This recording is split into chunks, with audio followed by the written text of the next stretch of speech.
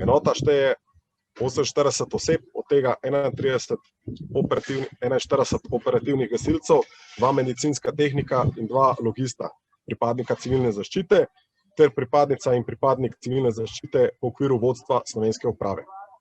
Intervencija je kompleksna, saj se ob odsotnosti dežja in delovanja na izjemno težavnem ali nedostopnem terenu vsakodnevno pojavljajo nova žarišča, ki čez dan preidejo v večje požare. Naravne nesreče takega obsega obremenjujejo tudi države z zelo razvitim sistemom zaščite in reševanja pomoči. V danih situaciji je slovenska enota seveda izkoristila poznavanje okolja ter se relativno hitro vključila v odziv na območje odgovornosti, torej občine Berovo in Beščevo. Požar neposredno vpliva seveda na prebivalstvo tu.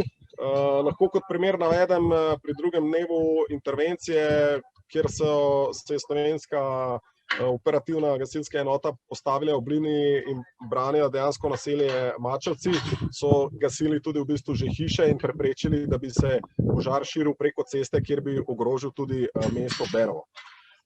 Lokalni prebivalci so v bistvu angažirani tako v strani nekih operativnih sil, kot so policija, gasilci, vojska, kot tudi prebivalci, saj se v bistvu vsak, ki želi nekaj pomagati, če se potrebuje, ne vem, bager za zgraditi cesto, za čistiti gozd, kar se tiče mehaničnih popravil, tako da z tega vidika se zavedajo pomena naše prisotnosti in z veseljem pomagajo, tako da to je to. Vreme pa, kot vemo, glede na vročino in sušno obdobje je seveda neugodno vezano na širitve požarov in verjetno dokler ne bo nekih večjih padavil, bodo tu in tam seveda te riziki in ne bo to še tako hitro rešeno.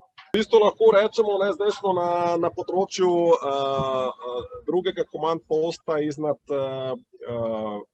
vasjo Berčevo. Tukaj je zadeva nekako lokalizirana. Včeraj so naše operativne enote v bistvu vzpostavile preventivni požig pasu dolžine 600 metrov, tako da so nekako zaustavili to in pripravili širitev. To, kar vi imeli v zadnji, je nekako pod nadzorom, tudi sile so pripravljene samo, da zagotavljajo podporo, tako da trenutno stanje je, da je zadeva stabilna. Je pa, kot smo videli, vsak dan se lahko pojavijo neka nova žarišča. Spet, glede na vremenske razmere, je neugodno zaradi rastja, to je borov gozd, ki seveda potem je zelo vzkipljiv v primeru širitve. Tako da, kot pravim, trenutno neke velike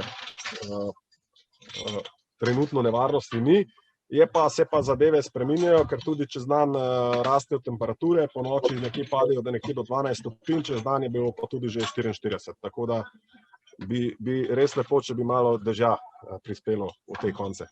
Res se pozna angažma lokalnega prebivalstva, delovanje vseh, angažiranost, sodelovanje med enotami in pač tukaj se res pozna, da Slovenci imamo neko prednost, poznamo okolje, znamo se vključiti in je tudi neka koordinacija temu primerno bolj uspešno stekla. Tako da to je za izpostaviti res super smo bili sprejeti, tako da kar se tega tiče, je to tudi pripomoglo k temu, da smo uspešno reševali zadeve.